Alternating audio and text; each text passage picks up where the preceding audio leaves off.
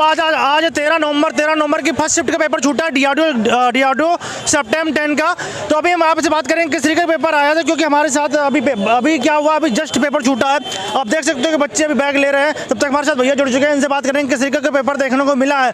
Paper जी था, tough था, moderate था, वो पूरी बात करेंगे। और पेपर की स्ट्रेटजी, अगर आपके भी पेपर आएंगे तो स्ट्रेटजी भी शेयर करेंगे कि किस तरीके का पेपर है और पेपर के लेवल का देखते हुए कि आप अभी किस तरीके से तैयारी कर सकते हैं 2-3 दिन में अभी। ठीक है, तो अभी बात करते हैं। भैया आपका नाम क्या है? नाम सैयद बिलाल हुसैन। ठीक है भैया, ये बताइए पेपर का लेवल कैसा रहा पहले के अकॉर्डिंग? जैसे कि हमने पहले देखा होगा लास्ट टाइम जब ये डीआरडीओ का निकला था तो आपने प्रीवियस ईयर क्वेश्चन भी सॉल्व किए होंगे, उससे ये पेपर कितना अलग था या वैसे ही था? तो इसमें देखा जाए मैथ और रीजनिंग का जो सेक्शन था वो इजी था, लेकिन साइंस पहले की अपेक्षा डिफ़िकल्ट है।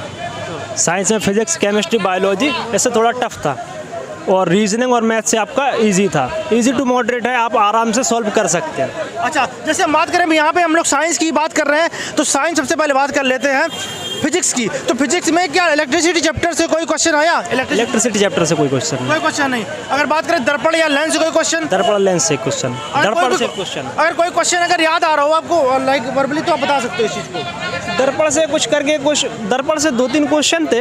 एक लैंग्वेज याद नहीं आ रही उनकी। ठीक है, अवतल दर्पण, उत्तर दर्पण से कोई क्वेश्चन ऐसे बन रहा हो? हाँ, अवतल दर्पण से था एक क्वेश्चन। अच्छा, ठीक है। अच्छा, आगे बात करते हैं। फिजिक्स में ही चल रहे हैं, यूनिट एंड मेजरमेंट चैप्टर से कोई क्वेश्चन था क्या? नहीं, कोई क्वेश्चन नहीं था। यूनिट मेजरमेंट से। ठीक है। अब अच्छा, एनसीईआरटी आ रही कि नहीं आ रही? एनसीईआरटी बन रही है अभी भी? बिल्कुल एनसीईआरटी बेस्ड। ठीक है, अभी बात करते हैं हम लोग, आगे चलते हैं। हीट यानी ऊष्मा से, साउंड से कोई क्वेश्चन आया हो तो बता सकते हो? साउंड से क्वेश्चन है, हीट से कोई क्वेश्चन नहीं। हीट से कोई क्वेश्चन, साउंड से क्वेश्चन था। कुछ याद है क्या? साउंड से अब याद नहीं आ रहा, पर हाँ साउंड से क्वेश्चन था। अच्छा, लैंग्वेज। ठीक है, आगे बात करते हैं केमिस्ट्री में। थोड़ा चलते हैं केमिस्ट्री में। मेंडलीव की आवर्त सारणी से कोई क्वेश्चन? नहीं, आवर्त सारणी से कोई क्वेश्चन नहीं। आवर्त सारणी से कोई क्वेश्चन देखने को नहीं मिला? क्वेश्चन नहीं है।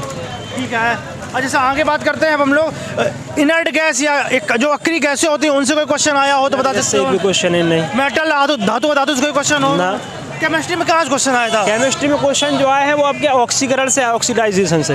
अच्छा। हाँ, कुछ वो थे केमिकल फार्मूला वगैरह, केमिकल नेम वगैरह, ये सारी चीज़ें हैं। अच्छा, ये क्वेश्चन है केमिकल नेम। मतलब पेपर का लेवल जो था वो ऑल ओवर बहुत ही नॉर्मल पेपर आया? का लेवल तो नॉर्मल था, पर अनएक्सपेक्टेड था। जैसा कि बताया जा रहा है वैसा नहीं आया पेपर। अच्छा। फिजिक्स और केमिस्ट्री थोड़ी सी टफ थी। अच्छा। जो मतलब कल जब रिव्यू कराया था बच्चे बोल रहे थे पेपर बहुत इजी पेपर था। नहीं, बहुत इजी तो नहीं था। इजी जो है आपका सेक्शन रीजनिंग और मैथ, इसमें ज़्यादा डीप पढ़ने की ज़रूरत नहीं है।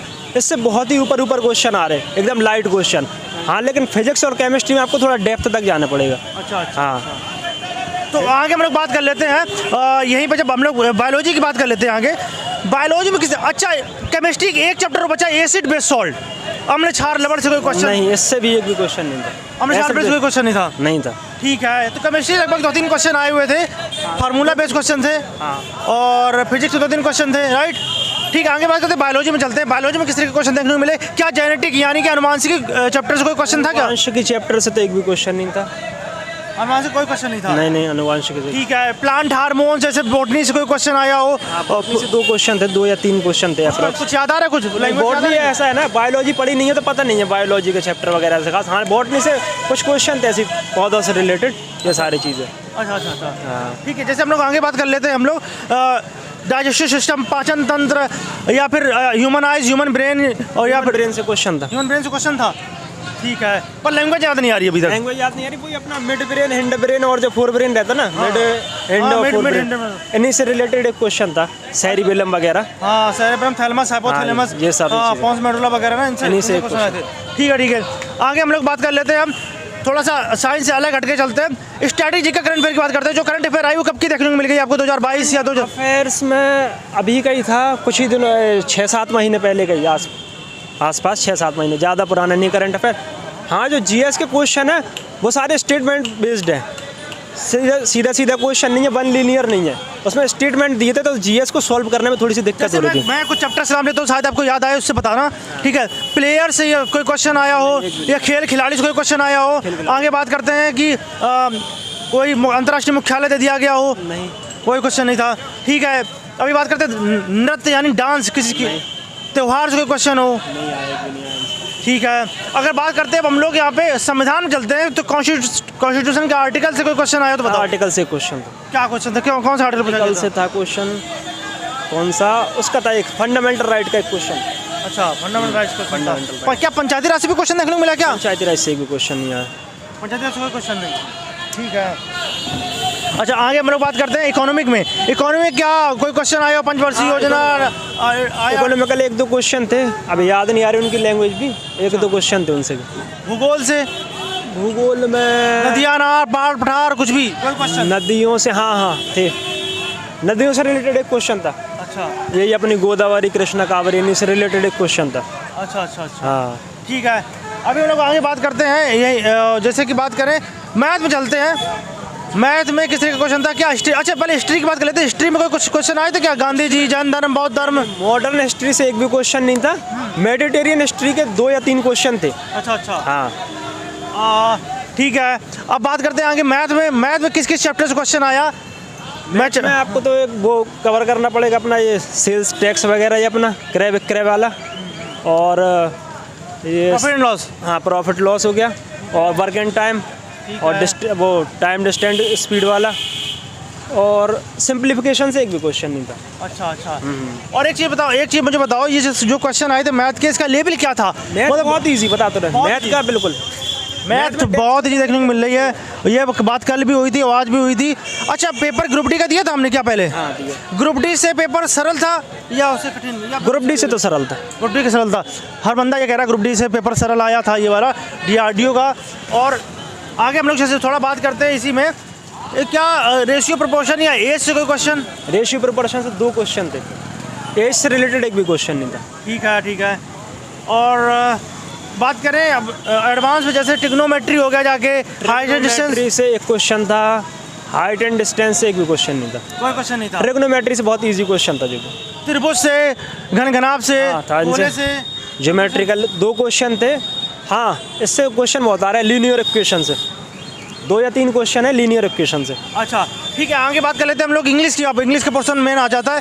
इंग्लिश में किस तरह के क्वेश्चन देखने को मिले? एंटोनिम, सिनोनिम कितने कितने आए थे? और अगर कोई भी आपको याद हो तो बता सकते हो आप। 2 सिनोनिम्स थे, एक एंटोनिम्स है। यार सिनोनिम एंटोनिम नहीं है याद, आप बड़े डिफिकल्ट थे, वो समझ में नहीं आ रहे थे कैसा क्या है।